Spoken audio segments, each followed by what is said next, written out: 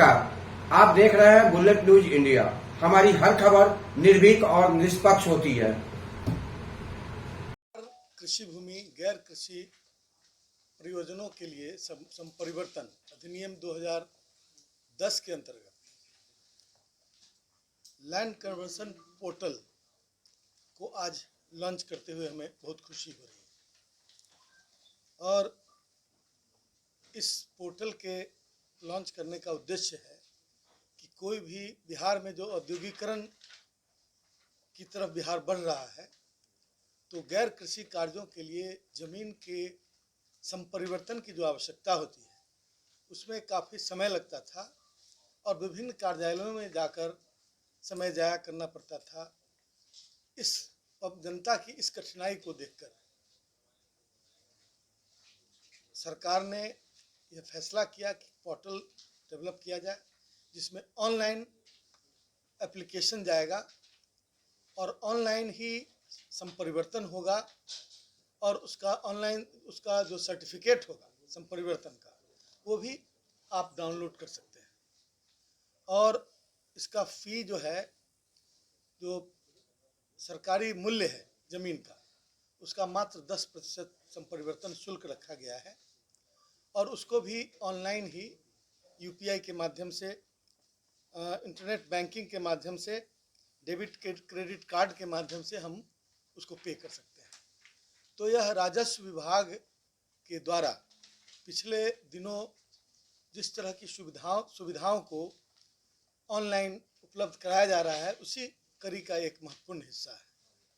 इसके पहले आपने देखा होगा कि राजस्व विभाग ने कार्यों को पारदर्शी बनाने एवं जिम्मेवार बनाने के लिए कई स्टेप्स उठाए। जैसे ऑनलाइन दाखिल खारिज में ऑनलाइन ऑब्जेक्शन किया जा सकता है, जो पहले नहीं था। बीएलडीआर एक्ट जो है, डीसीएलआर के यहाँ बीएलडीआर एक्ट के अंदर केस को ऑनलाइन फाइल किया जा सकता है। एडीएम के यहाँ जो केस किए जाते हैं, जो पुनरीक्षणवाद का जो केसेस है, वो भी ऑनलाइन फाइल किया जा सकता है। इससे समय की भी बचत है और जो अनावश्यक भागदौड़ की स्थिति बनती थी, उसमें भी कमी आएगी।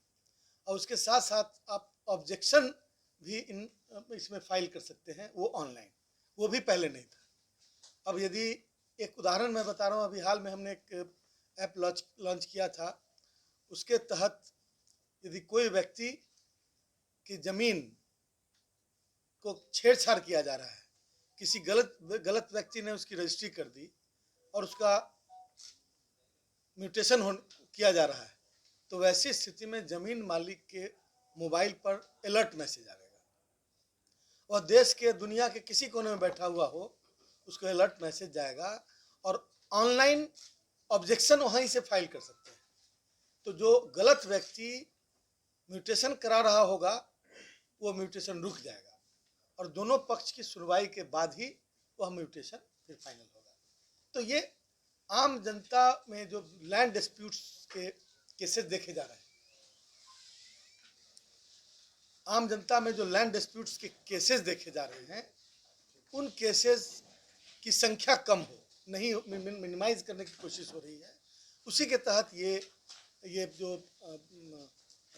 अलर्ट मैसेज वाला सिस्टम डेवलप किया गया है। और इस तरह पिछले दिनों कोई भी किसान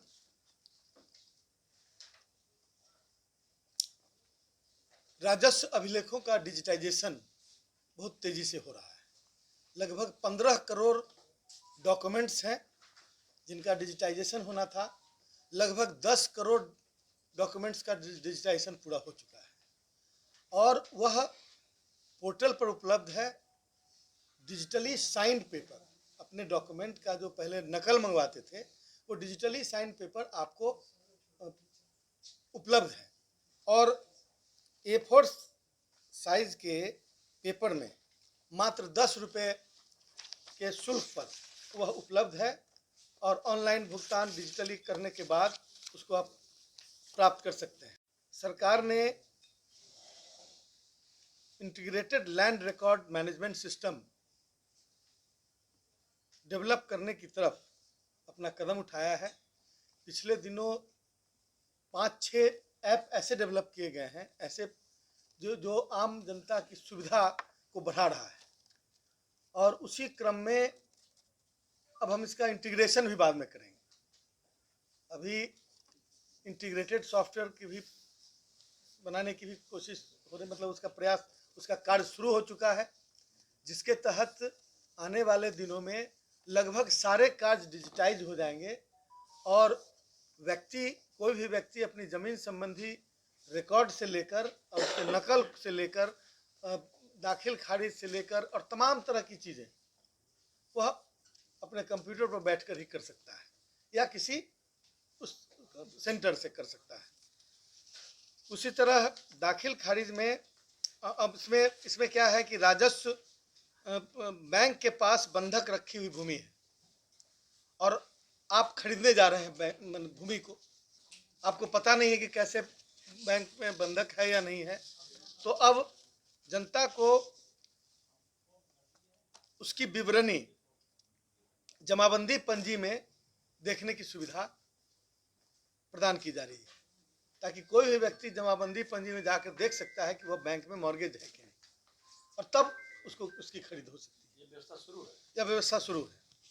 और उसी तरह सरकार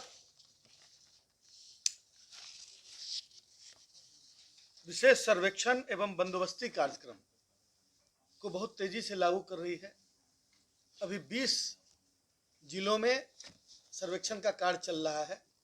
लगभग 10,000 एम्प्लॉयज़ और बहाल किए जा रहे हैं, जो इन कार्यों को बढ़ाने के लिए शेष जिलों में तैनात होंगे, और जिसमें विशेष सर्वेक्षण अमीन होंगे, कानूनगो होंगे और अन्य कर्मचारी होंगे। इससे इसमें तेज गति आएगी और बहुत जल्द इस कार्य को पूरा करने की कोशिश हो रही है। और जो मैं समझता हूँ कि ये जो स्पेशल सर्वे है, उसमें किसी भी तरह की जो कमी है विभिन्न जगहों पर, उसको रेक्टिफाई करने का एक अंतिम प्रयास है।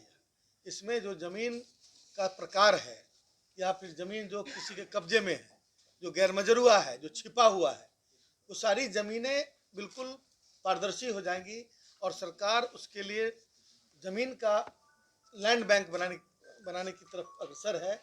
सभी पदाधिकारियों को, अंचल अधिकारियों को निर्देश दिया गया है कि उनके क्षेत्र में पड़ने वाले जो भी गैर मजरूआ ज़मीन है, उसका डाटा इकट्ठा करके और सरकार को समर्पित करें। सरकार आने वाले दिनों में 2 तरह की चीज़ें, एक तो यदि सरकार कोई परियोजना लाना चाहती है तो उसके लिए ज़मीन की उपलब्धता होगी, और दूसरा कि जो वास रहित भूमिहीन है बिहार में, तो पहले उनकी संख्या लगभग 27-28 हज़ार बची हुई थी। अभी तक 27-28 हज़ार में लगभग 12,000 भूमिहीनों को, वास रहित भूमिहीन सुटेबल कैटेगरी, उसको भूमि दिया जा चुका है। और अनवरत लगातार इस कार्य में प्रगति हो रही है, और हम मार्च 24 से पहले हम पूरा 27-28 हज़ार जो हमारे पूर्व में बचे हुए भूमिहीन थे, उनको हम देकर और उनको हम बसाने का काम करेंगे।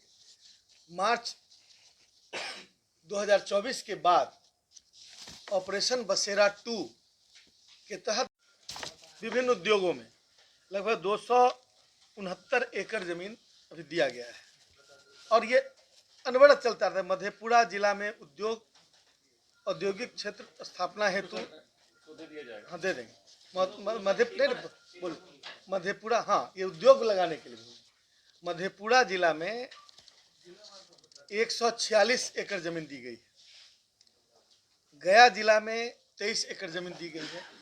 खगड़िया जिला के परबत्ता अंचल में 100 एकड़ ज़मीन दी गई है। इस तरह से 269 तो इधर दी गई है।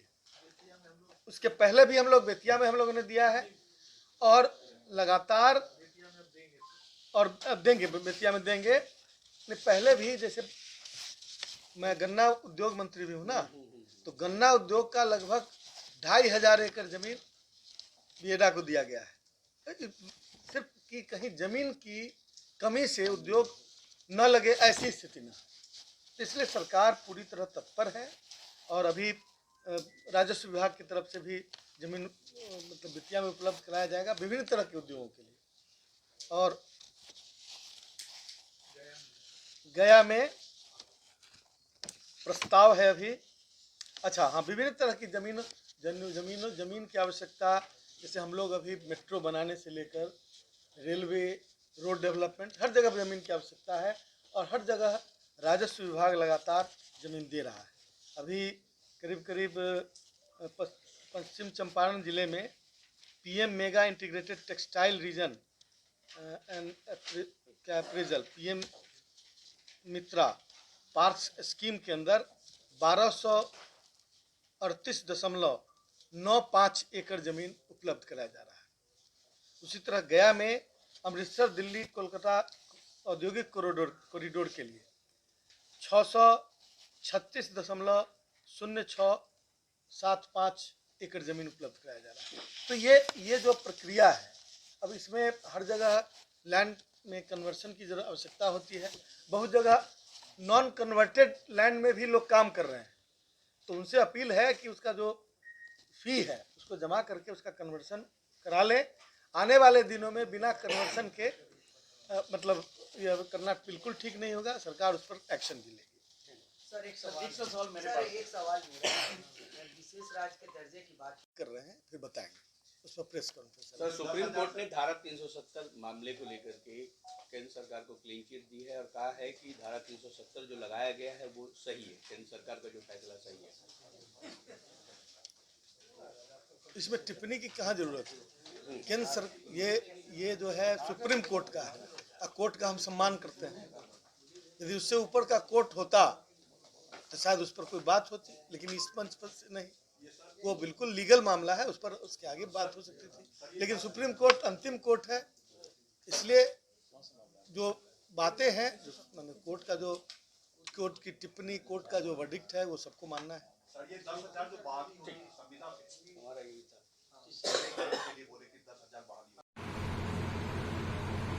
आप देख रहे थे बुलेट न्यूज इंडिया। जल्द मुलाकात होगी अगली खबर में। संवाददाता ललित मोहन झा एवं संतोष कुमार के साथ Santosh Verma, news room, bullet news India.